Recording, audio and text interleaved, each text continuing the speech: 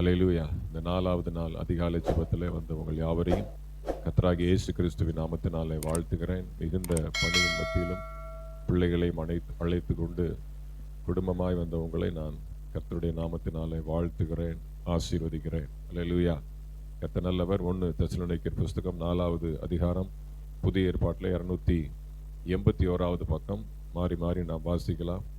அன்றியும் சகோதரரே, நீங்கள் இன்னின்ன பிரகாரமாய் நடக்கவும் தேவனுக்கு பிரியமாய் இருக்கவும் வேண்டும் என்று நீங்கள் எங்களால் கேட்டு ஏற்றுக்கொண்டபடியே அதிகமாய் தேறும்படிக்கு கர்த்தராகிய இயேசுக்குள் உங்களை வேண்டிக் கொண்டு புத்தி சொல்லுகிறோம். கர்த்தராகிய இயேசுவினாலே நாங்கள் உங்களுக்கு கொடுத்த கட்டளைகளை அறிந்திருக்கிறீர்களே. நீங்கள் பரிசுத்தம் உள்ளவர்களாக வேண்டும் என்பதே தேவனுடைய சித்தமாய் இருக்கிறது. அந்தபடி நீங்கள் வேசி மார்க்கத்துக்கு விலகி இருந்து தேவனை அறியாத அஞ்ஞானிகளைப் போல மோக இச்சைக்கு படாமல் உங்களில் அவனவன் தன் தன் சரீர பாண்டத்தை பரிசுத்தமாயும் கனமாயும் ஆண்டு கொள்ளும்படி அறிந்து இந்த விஷயத்தில் ஒருவனும் மீறாமலும் தன் சகோதரனை வாஞ்சியாமலும் இருக்க வேண்டும். முன்னமே நாங்கள் உங்களுக்கு சொல்லி சாட்சியாக எச்சரித்தபடியே இப்படிப்பட்ட விஷயங்கள் எல்லாவற்றையும் குறித்து கர்த்தர் நீதியை சரிகிடுகிறார். தேவன் நம்மை அசுத்தத்திற்கல்ல பரிசுத்தத்திற்கே அழைத்திருக்கிறார்.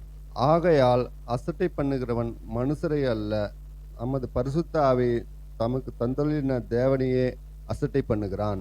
சகோதர சிநேகத்தை குறித்து நான் உங்களுக்கு எழுத வேண்டுவதில்லை. நீங்கள் ஒருவரில் ஒருவர் அன்பாய் இருக்கும்படிக்கு தேவனால் போதிக்கப்பட்டவர்களாய் இருக்கிறீர்களே. அந்தபடி நீங்கள் மக்கதோனிய நாடெங்கும் உள்ள சகோதரர் எல்லோருக்கும் செய்து வருகிறீர்கள். சகோதரரே, அன்பிலே நீங்கள் இன்னும் அதிகமாய் பெருகவும் புறம்பே இருக்கிறவர்களை பற்றி யோக்கியமாய் நடந்து ஒன்றிலும் உங்களுக்கு குறைவில்லாதிருக்கும்படிக்கு நாங்கள் உங்களுக்கு கட்டளையிட்டபடியே அமைதலுள்ளவர்களாய் இருக்கும்படி நாடவும், உங்கள் சொந்த அலுவலகங்களை பார்க்கவும் உங்கள் சொந்த கையினாலே வேலை செய்யவும் வேண்டுமென்று உங்களுக்கு புத்தி சொல்கிறோம். அன்றியும் சகோதரரே, நித்திரை அடைந்தவர்களின் நிமித்தம் நீங்கள் நம்பிக்கையற்றவர்களான மற்றவர்களைப் போல துக்கித்து அறிவில்லாதிருக்க எனக்கு மனதில்லை. இயேசுவானவர் மரித்த பின்பு எழுந்திரார் என்று விசாரிக்கிறோமோ, அந்தபடியே இயேசுக்குள் நித்திரை அடைந்தவர்களையும் தேவன் அவரோட கொண்டு வருவார். கர்த்தருடைய வார்த்தையை முன்னிட்டு நாங்கள் உங்களுக்கு சொல்லுகிறதாவது, கர்த்தருடைய வருகை மட்டும் உயிரோடு இருக்கும் நாம் நித்திரை அடைந்தவர்களுக்கு முந்திக் கொள்வதில்லை. ஏனெனில் கர்த்தர் தாமே ஆரவாரத்தோடும் பிரதான நூதனோட சத்தத்தோடும் தேவ எக்காலத்தோடும் வானத்திலிருந்து இறங்குவார். அப்பொழுது கிறிஸ்துவுக்குள் மரித்தவர்கள் முதலாவது எழுந்திருப்பார்கள். பின்பு உயிரோடு இருக்கும் நாமும் கர்த்தருக்கு எதிர்கொண்டு போக மேகங்கள் மேல் அவர்களோட கூட ஆகாயத்தில் எடுத்துக் கொள்ளப்பட்டு இவ்விதமாய் எப்பொழுதும் கர்த்தருடனே கூட இருப்போம். ஆகையால் இந்த வார்த்தைகளினாலே நீங்கள் ஒருவரை ஒருவர் தேற்றுங்கள். அல்லேலூயா. Price the Lord. கர்த்தர் நல்லவர். கர்த்தருடைய நாமத்திற்கு மகிமையுண்டாவதாக. இந்த 5ஆம் அதிகாரத்தை நாம் 3 பகுதிகளாக பிரிக்கலாம். அல்லேலூயா. முதல் பகுதி பார்த்தீங்கன்னா பரிசுத்தம் குறித்து சில சம்பவங்களை அவர் சொல்லுகிறார். அடுத்து 2வது சகோதர சிநேகத்தை குறித்து பிறரிடத்துல நாம் அன்பு செலுத்த வேண்டும் அப்படிங்கிற காரியத்தை ஆண்டவர் சொல்லுகிறார்.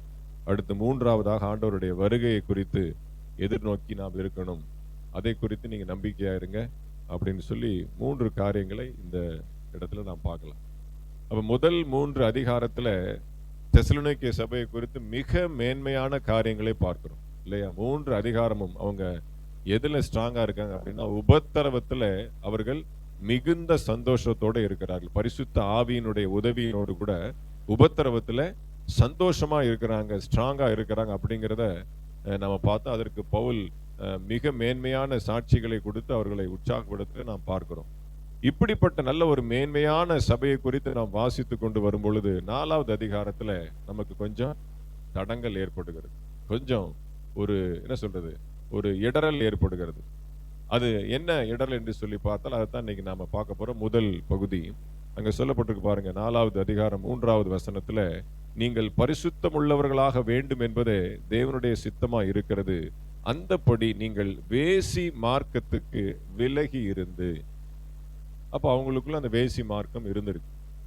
அது ஆச்சரியமா இருக்கு. இவ்வளவு ஒழுங்குள்ளவர்கள், உபத்திரவத்துல ஸ்ட்ராங்கா நிக்கிறவங்க, அங்க சொல்லப்பட்டு மாற்றத்திற்குள்ளே வந்தவர்கள் மத்தியில எப்படி இந்த ஒரு வேசி மார்க்கம் இருக்குன்னு சொல்லி நம்மளால ஜீரணிக்க முடியல.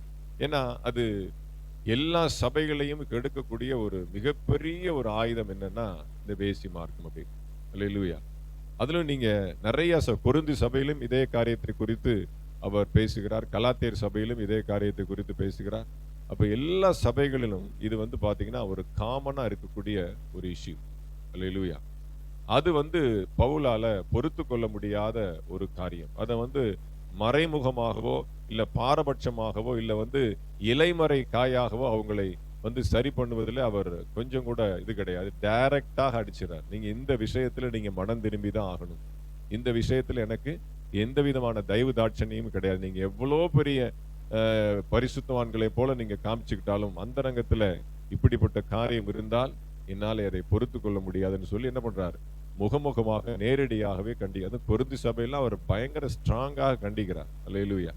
அப்ப இந்த இடத்துல நம்ம பார்க்கும் பொழுது இவங்களுக்கு அப்படி என்ன காரியம் இருக்குது அப்படின்னு பார்த்தா 6வது வசனத்துல பார்க்கும்போது, இந்த விஷயத்தில் ஒருவனும் மீறாமலும் தன் சகோதரனை வஞ்சியாமலும்.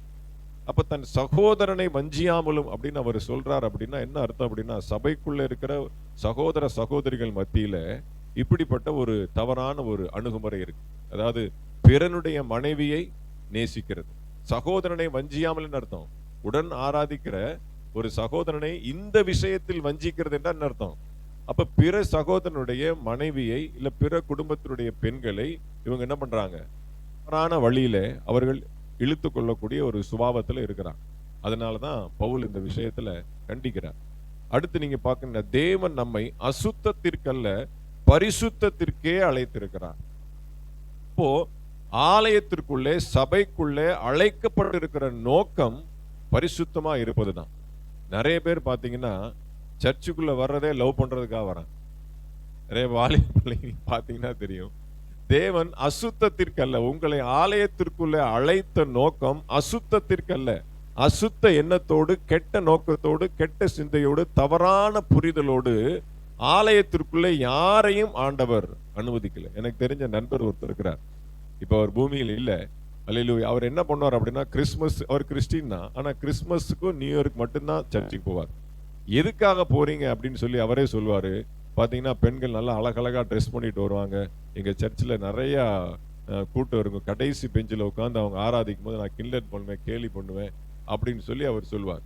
ஒரு புது வருட ஆராதனையில அவர் இப்படி கடைசி பெஞ்சில் உட்கார்ந்து பெண்களை அவர் தரக்குறைவாய் பேசி அவர் கிண்டலும் கேலியும் பண்ணி கொண்டிருக்கும் பொழுது, சரியாக 12 மணிக்கு ஆவியில நிறைந்து எல்லாரும் அபிஷேகத்துல ஆராதித்து கொண்டிருக்கும் பொழுது ஒரு மிகப்பெரிய ஒளி அவருடைய முகத்துல பலார்னு அடிச்சுதான். அந்த க்ஷணத்துல அப்படியே முழங்கால் போட்டு ஆண்டவர் சமூகத்தில் ஒப்பு கொடுத்தாராம். பின்பு அவர் பெரிய ஊழியக்காரனாகி அவர் ஒரு சிறு வயதிலே வாலிப பிராயத்திலே மரித்தும் போனார். அல்லேலூயா. பாருங்க, தேவன் அசுத்தத்திற்கு அல்ல. ஒருவேளை அப்படி அசுத்த சிந்தையோடு கூட யாராவது உள்ள வந்தால் கூட இது பரிசுத்த ஆவியானவர் உலாவுகிற ஸ்தலம் என்பதை தேவன் என்ன பண்றார், பயங்கரமாக வெளிப்படுத்துகிற ஒரு வல்லமையுள்ள தேவனா இருக்கிறார். அப்ப அசுத்தத்திற்காக நிறைய பேர் கல்யாணத்துக்காக வருவாங்க, கல்யாணத்துக்காக ஞானஸ்நானம் எடுப்பாங்க, கல்யாணத்துக்காக என்ன பண்ணுவாங்க, சர்ச்சுக்கு வருவாங்க. இந்த மாதிரியான காரியத்தை நாம் ஏற்றுக்கொள்ளவே முடியாது. ரட்சிப்பு என்பது அப்படி, ஆத்தும ரட்சிப்பு என்பது இவ்வளோ ஜஸ்ட் லைக் தட் அப்படி ஒரு ஈஸியா நாம எடுத்துக்கொள்ள முடியாது. கல்யாணத்துக்காக வர்றது, கல்யாணத்துக்காக வந்தால் கூட நாளடைவுல மாறணும். நாளையுடல அந்த அன்பை ஏற்றுக்கொண்டு அவங்க என்ன பண்ணணும், ஒரு முகாந்தரத்தில் அப்படி வந்திருந்தா கூட தேவனுடைய அன்பை சரியாய் புரிந்து கொண்டு தன்னுடைய ஆத்துமாவிலே கர்த்தரை ஏற்றுக்கொள்ள வேண்டும். அப்போ அசுத்தத்திற்கு அல்ல, தேவன் பரிசுத்தத்திற்கே நம்மை அழைத்திருக்கிறார். அல்லேலூயா. அப்ப இந்த வித்து, அதாவது சபையை கெடுக்கிற இந்த வேசி மார்க்கத்தினுடைய வித்து வேர் எங்க இருக்கு அப்படின்னு நம்ம பார்த்தோம் அப்படின்னா, வாசிங்க என்னாகமத்தின் புஸ்தகம் 31வது அதிகாரம் 15 வரைக்கும் வாசிங்க. என்னாகமம் 31 15 முதல் 18 வரைக்கும் வாசிங்க. அவர்களை நோக்கி, ஸ்திரீகள் எல்லாரையும் உயிரோட விட்டு விட்டீர்களா? பேயோரின் சங்கதியிலே பிலேயாமின் ஆலோசனையினால் இஸ்ரவேல் புத்திரர் கர்த்தருக்கு விரோதமாய் துரோகம் பண்ண காரணமாய் இருந்தவர்கள் இவர்கள் தானே. அதனால் கர்த்தரின் சபையிலே வாதையும் நேரிட்டதே.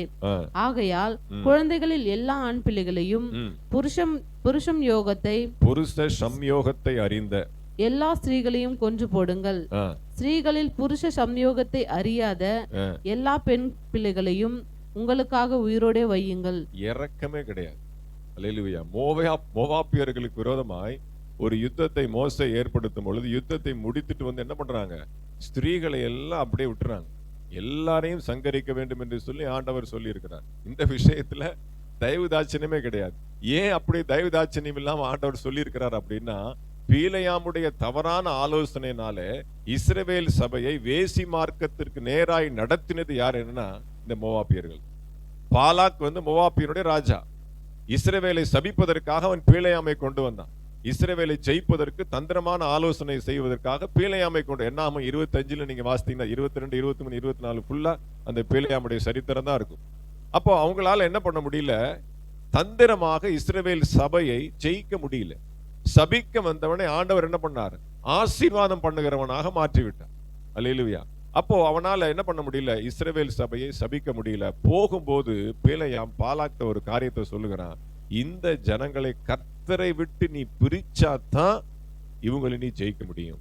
இவங்க கர்த்தரோடு இருந்தாங்க அப்படின்னா ஒரு நாள் நீ இவங்களை ஜெயிக்க முடியாது அப்படின்னு ஒரு தந்திரத்தை என்ன பண்ணிட்டான்? ஒரு சூட்சமத்தை சொல்லிட்டு போயிட்டான். அப்ப பாத்தீங்கன்னா என்ன 25ஆம் அதிகாரத்துல முதல் வசனங்களை நீங்க வேணா வாசிக்க வேண்டாம், டைம் இல்ல. அப்ப என்ன பண்ணாங்க? இஸ்ரவேல் சபையானது மோவாபிய ஸ்திரீகளோடு கூட கலந்து வேசித்தனம் பண்ணி கர்த்தருக்கு விரோதமாக போனாங்க. அந்த இடத்துல ஒரு சபையில ஒரு பெரிய வாதை உண்டாகிறது. அங்கே பினகாஸ் எழுந்து தன்னுடைய சகோதரன் வேசி மார்க்கமா இருக்கிறதை பார்த்து 2 பேரோட சேர்த்து ஒரே ஈட்டி எடுத்து என்ன வேசி மார்க்கத்தில் இருக்க அந்த சகோதரனையும் அந்த மோவாபிய ஸ்திரீயும் ஒரே ஈட்டியில குத்துறான் பாருங்க. 2 பேருடைய உடல்ல குத்தி வெளியில தரையில குத்துது. அப்போ அதுக்கப்புறம் தான் வாதை நிறுத்தப்படுகிறது என்று சொல்லப்படுது. அப்போ அதற்கு பழிவாங்கும் விதமாக தான் என்ன பண்றாரு? மோசே மோவாபியரோடு யுத்தம் பண்றார். அப்ப வரும்போது எந்த ஸ்திரீயும் உள்ள கொண்டு வராத அப்படின்னு அவங்க என்ன பண்றாங்க? மறுபடியும் பாருங்க, அவங்களுக்கு அந்த அசுத்த எண்ணம் போகல. பார்த்தா எல்லா ஸ்திரீகளும் வராங்க. தயவு தாட்சணியம் இல்லாம ஆண் பிள்ளைகளையும் புருஷ சம்யோகத்தை அறிந்த எல்லா ஸ்திரீகளையும் கொன்று போடுங்க. இப்ப இன்னைக்கு அப்படி செய்ய முடியுமா? அல்லேலூயா. அப்ப என்ன பண்ணும்? நம்முடைய சிந்தையை தான் நாம வெட்டணும். அல்லேலூயா. பார்க்கிற பார்வை, பேசுகிற பேச்சு, அல்லேலூயா, அதெல்லாம் ரொம்ப தவறான காரியம். சில சபைகள் மற்ற ஆராதிக்கிற குடும்பங்கள் என்ன பண்ணுவாங்க? போய் இவரை பைக்ல விட்டுட்டு வாங்க, இவரை கார்ல விட்டுட்டு வாங்க, இப்படிலாம் சில சம்பவங்கள் இருக்கு.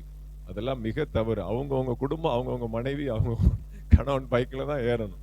அல்லேலூயா. இதெல்லாம் நாம என்ன பண்ணக்கூடாது? கொஞ்சம் எந்த பரிசுத்தமானையும் நம்ம நல்ல நோக்கத்தோட தான் போய் டிராப் பண்றாங்க, வைக்கிறாங்க. ஆனா எந்த விதத்திலாவது ஒரு சின்ன சலனம் நம்முடைய இருதயத்துல ஏற்பட்டு கூட போச்சு, அந்த பரிசுத்தம் கெட்டு போயிடும். அதனால எந்த விதத்திலும் நாம் என்ன பண்ணக்கூடாது? நாம் இந்த காரியத்திற்கு இடம் கொடாதபடிக்கு கர்த்தர் நம்மை கிருபையாய் காப்பாராக.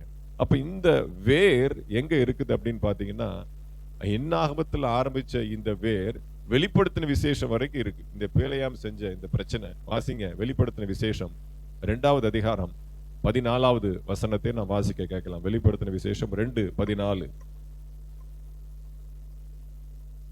ஆகிலும் சில காரியங்களை குறித்து உன் பேரில் எனக்கு குறை உண்டு.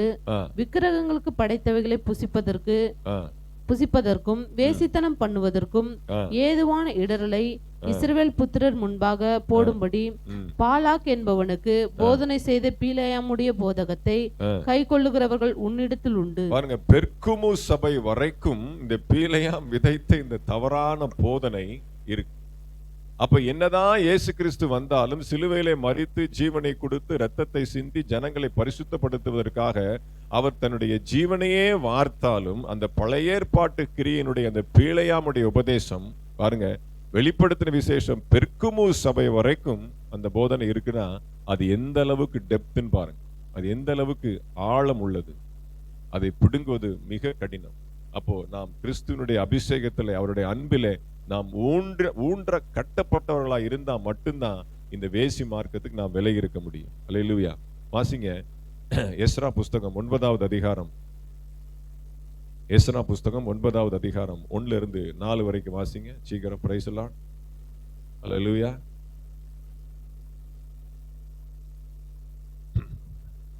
இவைகள் செய்து முடித்த பின்பு பிரபுக்கள் என்னிடத்தில் சேர்ந்து இஸ்ரவேல் ஜனங்களும் ஆசாரியரும் லேவியரும் ஆகிய இவர்கள் கானானியர், ஏத்தியர், பெரிசியர், எபூசியர், அம்மோனியர், மோவாபியர், எகிப்தியர், அம்மோரியர் என்னும் இந்த தேசங்களின் ஜனங்களுக்கும் அவர்களுடைய அருவருப்புகளுக்கும் விலகி இருக்கவில்லை. எப்படி என்றால் அவர்களுடைய குமாரத்திகளிலே தங்களுக்கும் தங்கள் குமாரருக்கும் பெண்களை கொண்டார்கள். இப்படியே பரிசுத்த வித்து தேசங்களில் ஜனங்களோட கலந்து போயிற்று. பிரபுக்களின் கையும் அதிகாரிகளின் கையும் இந்த குற்றத்தின் முந்தினதா இருக்கிறது என்றார்கள்.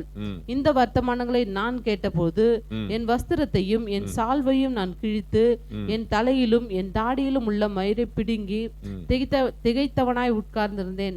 அப்பொழுது சிறையிருப்பிலிருந்து வந்தவர்களுடைய குற்றத்தின் நிமித்தம் இஸ்ரவேலுடைய தேவனின் வார்த்தைகளுக்கு நடுங்குகிற யாவரும் என்னோட கூடிக்கொண்டார்கள். நானோ அந்திபலி செலுத்தப்படும் மட்டும் திகைத்தவனாய் உட்கார்ந்து கொண்டிருந்தேன். அல்லேலூயா. பாருங்க, இது மிகப்பெரிய சப்ஜெக்ட்.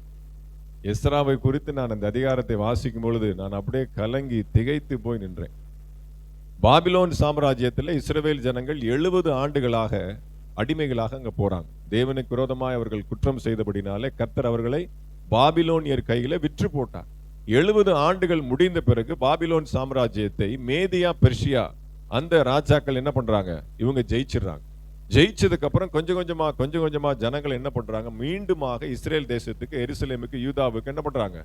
ஜனங்களை அனுப்புறாங்க. அப்ப நெகேமியா, எஸ்ரா போன்றவர்கள் என்ன பண்றாங்க? அங்க இருந்து இங்க வந்து எருசலேமினுடைய ஆலயத்தை கட்டுறாங்க, அலங்கத்தை கட்டுறாங்க, இப்படி எல்லாம் கட்டி வேலைகளை முடிக்கிறாங்க. அப்ப கடைசியாக எஸ்ராவை அர்த்தசஷ்டா ராஜாவாக, அந்த பெர்சியாவினுடைய ராஜா அர்த்தசஷ்டா என்ன பண்றான்? எஸ்ராவை அவன் எருசலேமுக்கு அனுப்புகிறான். எஸ்ராவை எருசலேமுக்கு அனுப்பின நோக்கம் என்ன அப்படின்னு பாத்தீங்கன்னா, இஸ்ரவேலையும் யூதாவையும்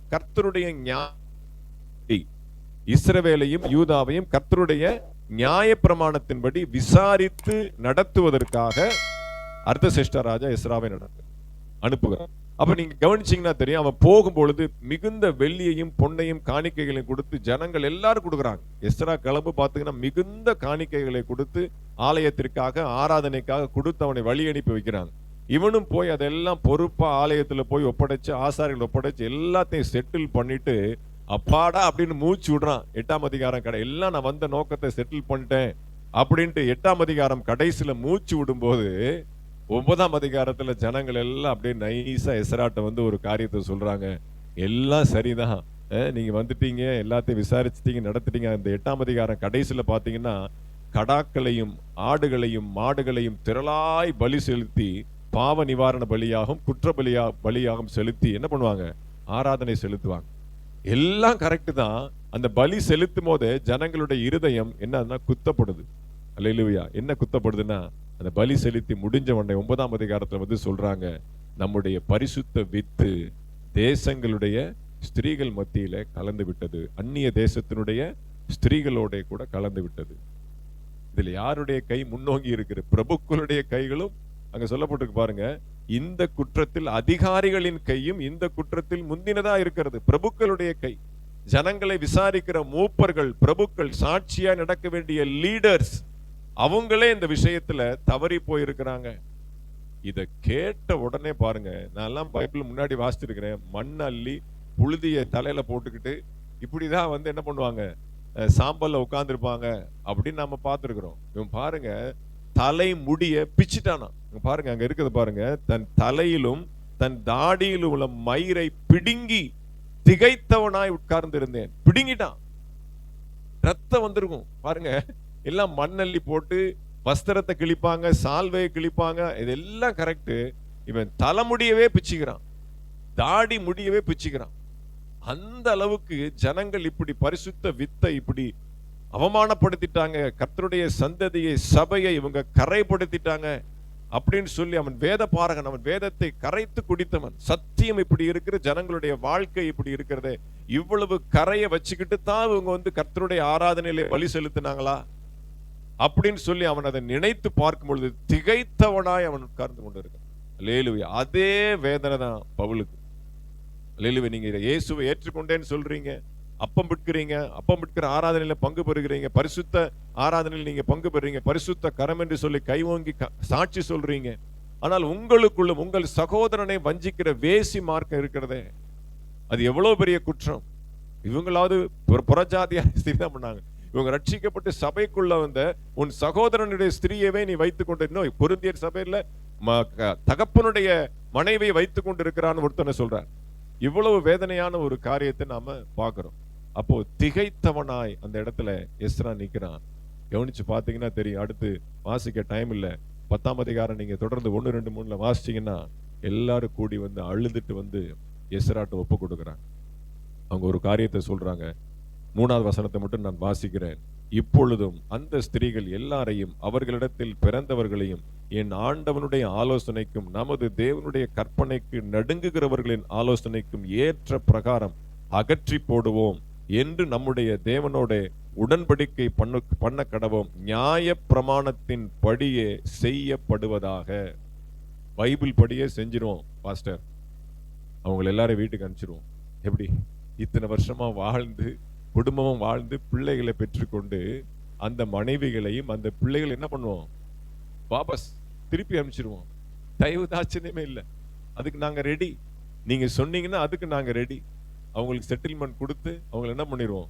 அவங்க அம்மா அப்பா வீட்டுக்கு அனுப்பிச்சிருவோம். என்ன கொடுமை பார்த்தீங்களா? தப்பு பண்ணது இவங்க, ஆனா அவங்க என்ன பண்றாங்க? பலிகடா வராங்க. ஆனா வேற வழி இல்ல. சபையை பரிசுத்தப்படுத்த எஸ்ராவுக்கு வேற ஆலோசனை இல்லை. ஏன்னா நியாயப்பிரமாணம் அப்படித்தான். இப்படியே வேசி மார்க்கத்திற்கு விலகி இருப்பாயாக, இப்படியே சபையை பரிசுத்தப்படுத்துவாயாக, அப்படித்தான் ஆண்டவர் சொல்லி இருக்கிறார். அப்ப பைபிள் அதான் சொல்லுது. நியாயப்பிரமாணம் தான் அதை கடைபிடித்து ஆக வேண்டும். நியாயப்பிரமாணத்தின் படியே செய்யப்பட தக்கது அப்படின்னு சொல்லி ஜனங்கள் ஒப்பு கொடுத்ததுக்கு அப்புறம் பாருங்க, உட்கார்ந்து லிஸ்ட் எடுக்கலான்னு பார்த்தா மழை பெய்யுது, மழை கொட்டுது, ஜனங்க மழையில நடுங்கிட்டு நிக்கிறாங்க. அப்போ ஒருத்தர் சொல்றான், இது ஒரு நாள்ல முடிகிற காரியம் இல்ல, ஜனங்கள் பூரா கெட்டு போயிட்டாங்க, நீங்க அதிகாரிகளையும் பிரபுக்களையும் நியமிச்சு வீடு வீடா போய் என்ன பண்ணணும், நீங்க லிஸ்ட் எடுக்கணும் அப்படின்னு சொல்றாங்க. அப்ப அந்த 9ஆம் அதிகாரத்தை நீங்க வாசிங்க, 10ஆம் அதிகாரத்தை நீங்க வாசிங்க அப்படின்னா தெரியும். 10ஆம் மாதம் 1ஆம் தேதி துவக்கி அந்த சர்வே கடைசியா 1ஆம் தேதி 1வது மாசம் அதான் அந்த சர்வே முடியுது. கரெக்டா நீங்க நம்ம கணக்குப்படி பார்த்தா அக்டோபர் மாசம் 1ஆம் தேதி வீடு வீடா போயிட்டு ஜனவரி மாசம் 1ஆம் தேதி தான் அந்த கணக்கு முடியுது. யாரெல்லாம் அந்த மாதிரி பண்ணியிருக்கிறாங்க அப்படின்னு. அல்லேலூயா. அப்பதான் அதனாலதான் என்னமோ தெரியல, வருஷத்தின் கடைசியில அந்த மாதிரி சுத்திகரிப்பு செய்யறாங்க போலுக்கு. எல்லா சபைகளிலும் பாருங்க வருஷத்தின் கடைசியில சுத்திகரிப்பு ஜபங்கள் அதிகமா நடக்கும். 10, 11, 12 அக்டோபர், நவம்பர், டிசம்பர், இந்த கடைசி லாஸ்ட் குவார்டர், லாஸ்ட் 3 months பயங்கரமான ஒரு பரிசுத்த கிரியைக்குள்ளாக சபை போகிறது. அது காரணம் ஒருவேளை இதுவா இருக்கலாம். அப்ப 3 மாதங்கள் லிஸ்ட் எடுத்து அதெல்லாம் கணக்கு பார்த்து எல்லாரும் என்ன பண்றாங்க? வெளியே அனுப்புறாங்க. அல்லேலூயா. அதுதான் சபையை பரிசுத்தப்படுத்துவதற்கு பழைய ஏற்பாட்டுல எஸ்ரா மூலமாக செய்யப்பட்ட ஒரு சம்பவம். பவுல் இந்த காரியத்துல அவர் என்ன பண்றார்? தயவு தாட்சண்யம் இல்லாமல் நீங்க எவ்வளவுதான் மேன்மையா இருந்தாலும் சரி, எவ்வளவுதான் நீங்க விசுவாசத்துல கொம்பனா இருந்தாலும் சரி, இந்த ஒரு விஷயத்துல என்னால் என்ன பண்ண முடியாது, காம்ப்ரமைஸ் ஆகவே முடியாது என்று சொல்லி அந்த இடத்துல குடிக்கிறார். இப்ப நாம இந்த விஷயத்துல ஜாக்கிரதையா இருப்போம். கர்த்தர் நம்மை நடத்துவாராக.